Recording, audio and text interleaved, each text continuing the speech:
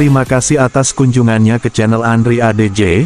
Sebelumnya saya mohon maaf apabila ada ketidakcocokan atau kesalahan dalam versi cerita, kisah atau silsilah ini. Apabila ada yang tidak berkenan, silahkan tinggalkan pesan di kolom komentar, dan jangan lupa subscribe, like dan hitamkan tombol loncengnya.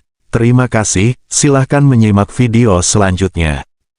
Syekh Syarif Hidayatullah merupakan salah satu tokoh dari 9 wali songo penyebar Islam di Jawa, khususnya Cirebon dan sekitarnya. Sosok besarnya juga dikenal dengan sebutan Sunan Gunung Jati. Kabarnya, sang ulama memiliki sejumlah karomah atau kehebatan. Segala kelebihan itu tertuang dalam sejumlah naskah kuno Cirebon. Naskah tersebut merupakan bukti nyata bagaimana perkembangan Cirebon oleh Sunan Gunung Jati. Hingga saat ini masih menjadi panutan bahkan bagian dari ilmu pengetahuan. 5 keahlian atau pengetahuan Sunan Gunung Jati. 1. Ahli bahasa. Ahli sejarah mencatat, dari kajian naskah kuno Cirebon, Sunan Gunung Jati diketahui menguasai 99 bahasa. Bahasa yang dikuasai bukan hanya bahasa dunia, melainkan bahasa lokal yang ada di seluruh pelosok Nusantara. 2. Ahli ilmu kedokteran. Selain ahli bahasa, Sunan Gunung Jati juga memiliki karomah dalam ilmu kedokteran. Opan menceritakan, saat itu ada pasangan tengah berselisih paham mempersoalkan perut sang istri yang membesar. Suaminya yakin kalau perut yang membesar itu hamil, tapi istri tidak yakin. Akhirnya, pasangan tersebut menemui Sunan Gunung Jati untuk memastikan isi dalam perut si ibu. Dan ternyata saat diperiksa bukan kandungan, melainkan penyakit tumor, ujar Opan. Ia menyebutkan, selain ahli mendeteksi penyakit, ilmu kedokteran yang dimiliki Sunan Gunung Jati adalah operasi tanpa bedah. Menggunakan kesaktiannya Sunan Gunung Jati pun mengambil tumor si ibu setelah dipastikan perut yang membesar itu bukan janin, tutur dia. Strategi politik. 3. Ahli politik. Pada masa kejayaannya, Sunan Gunung Jati juga ahli dalam bidang politik. Dalam menyebarkan Islam dan mengembangkan Cirebon, dia dapat meruntuhkan kerajaan induk besar seperti Pajajaran hingga mengusir Portugis di Selat Sunda dibantu kerajaan Demak. Kalau wilayah Selat Sunda dikuasai Portugis, kerajaan Islam akan melemah, ujar Opan. 4. Ahli strategi. Opan menjelaskan, dalam mempertahankan eksistensi Kesultanan Cirebon, Sunan Gunung Jati memperluas wilayah kekuasaannya. Dia berhasil menaklukkan kerajaan Raja Galuh, Kuningan, Talaga, hingga menguasai Sunda Kalapa. Wilayah kekuasaan Kesultanan Cirebon hampir di seluruh Jawa Barat dan separuh Jawa Tengah, tutur Opan. 5. Ahli pendidikan. Selain ahli strategi dan peperangan, Sunan Gunung Jati juga tauladan di bidang pendidikan. Melalui dakwah Islam, dia menjadi pendidik hingga ke pelosok desa. Beliau melakukan jelajah desa Milangkori atau door to door kalau bahasa sekarangnya, sebut Opan. Dalam penyebaran Islam dan pendidikan kepada masyarakat, 1 bulan sekali murid-murid Sunan Gunung Jati juga sering datang ke Cirebon pada malam Jumat.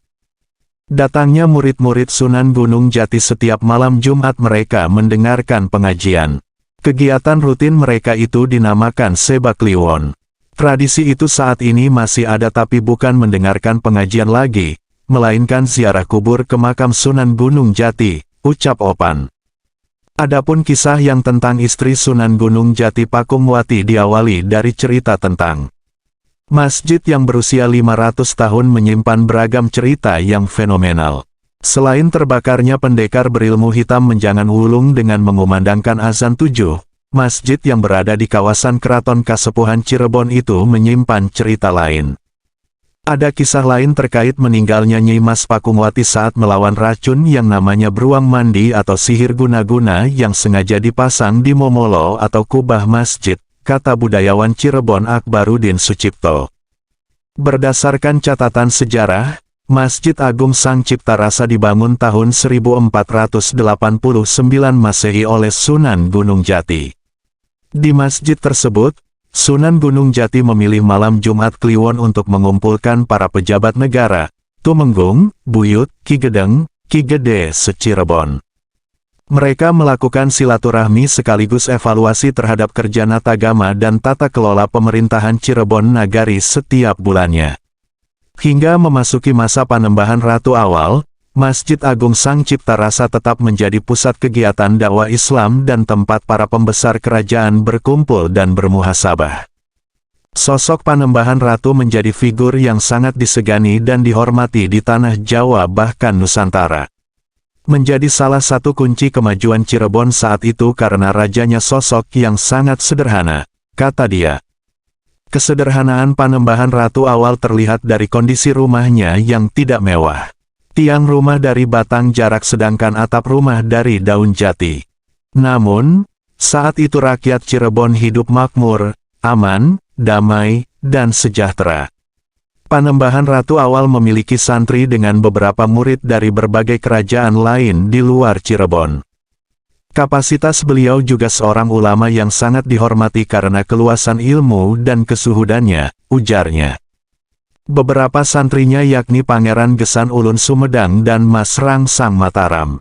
Mas Rangsang kemudian bergelar Sultan Agung Anyokrokusumo Mataram Sang Raja Besar Tanah Jawa yang ketika dinobatkan, yang menobatkannya adalah Panembahan Ratu. Pada masa itu menurut Sultan Agung Mataram kalau kita ingin mengetahui bagaimana kondisi masyarakat di sebuah negara seperti kepatuhan kepada orang tua, hormat pada ulama dan pemimpinnya, maka lihatlah masjidnya bagaimana pola hubungan sesama pengurus masjid dan jemaah masjid sampai peran masjid dengan lingkungan, ujar Akbarudin. Pemahaman tersebut, kata dia, menjadi dasar pasukan intelijen Mataram menyusup ke wilayah Cirebon.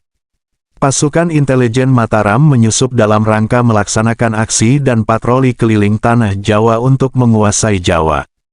Hingga akhirnya, Masjid Agung Sang Cipta Rasa mendapati permasalahan. Dari catatan Mertasinga, masjid tersebut diganggu oleh tokoh Panglima Utusan Mataram bernama Ki Gedeng Anis. Ki Gedeng Anis memerintahkan kepada pengawalnya menaruh beruang mandi atau racun kalau bahasa orang dulu guna-guna tapi sangat ampuh. Nah, beruang mandi dipasang di bagian memolo Masjid Sang Cipta Rasa, ujar dia. Efek yang ditimbulkannya dari penyebaran racun tersebut termasuk dahsyat. Saat itu, kata dia, orang Cirebon jika berada di masjid akan merasa kedinginan, ketakutan, sakit, bahkan mati.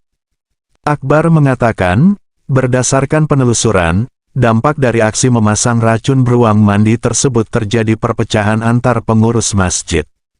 Menurut sumber lain dampak dari racun ini sampai ke radius 300 meter lebih dari pusatnya di memolo Masjid Agung Sang Cipta Rasa. Perpecahan antar pengurus masjid sampai melahirkan banyak fitnah yang kontraproduktif, kata dia.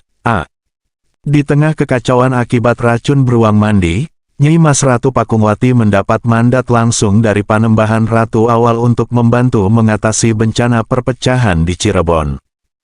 Menurut naskah Mertasinga, Pakungwati sedang berada di Tegal bahkan sumber lainnya menyebut Tuban tapi yang jelas di luar Cirebon. Beliau sudah sepuh, renta tapi tetap gesit tidak bermanja dan langsung merespon apa yang menjadi dawuh Panembahan Ratu awal. Semua orang tahu bahwa beliau adalah mantan Permaisuri Agung Sunan Gunung Jati, ujar dia. Nyai Mas Pakungwati berdiri bersama Panembahan Ratu awal di tengah alun-alun Kasepuhan Cirebon. Sorot matanya tajam tertuju pada sumber malapetaka beruang mandi yang ada di memolo Masjid Agung Sang Cipta Rasa. Atas izin Panembahan Ratu awal, Nyai Mas Pakungwati masuk ke Masjid Agung Sang Cipta Rasa. Setelah memasuki sumber malapetaka, Nyai Mas Pakungwati mengumandangkan azan dengan suara yang nyaring hingga memekakkan telinga. Suaranya seperti mengguncang jagat bumi seakan bergoyang dan seketika terdengar suara ledakan keras dari arah langit Masjid Agung Sang Cipta Rasa khususnya di memolo, ujar dia. Seketika beruang mandi terlempar kemudian hancur lebur dan musnah dengan sendirinya, keadaan kembali menjadi normal. Namun, bersamaan dengan musnahnya racun beruang mandi, sosok Nyai Mas Pakungwati wafat. Menurut Akbarudin Sucipto, wafatnya Nyai Mas Pakungwati syahid. Beliau menyelamatkan masjid, wibawa Cirebon hingga rasa cemas dan ketakutan masyarakat Cirebon sendiri. Raga Pakungwati ikut musnah bersama jiwanya, ujar Akbar. Nyimas Pakungwati adalah permaisuri dari Sunan Gunung Jati Cirebon. Pakungwati merupakan putri dari Pangeran Walang Sungsang atau Pangeran Cakrabuana dan Nyi Mas Kencana Larang. Nama Pakungwati diabadikan oleh ayahnya menjadi nama keraton yang dibangunnya, yaitu Keraton Pakungwati dan Masjid Agung Pakungwati yang kemudian dikenal dengan nama Masjid Agung Sang Cipta Rasa. Perkawinan Nyai Mas Ratu Pakungwati dengan Sunan Gunung Jati tidak dikaruniai anak. Sepanjang hidupnya dicurahkan untuk berdakwah keliling di wilayah-wilayah perbatasan Cirebon Nagari, mulai di wilayah barat dan selatan sampai ke wilayah Tuban. Dari suaminya beliau mendapatkan banyak ilmu pengetahuan tentang keislaman seperti bab syariat, ilmu fikih, tasawuf, Quran, hadis, hikmah, dan lainnya. Terima kasih atas kunjungannya. Terlepas dari kisah mitos atau fakta, mohon maaf kalau ada kata-kata yang salah. Silahkan kunjungi video berikutnya di channel ini.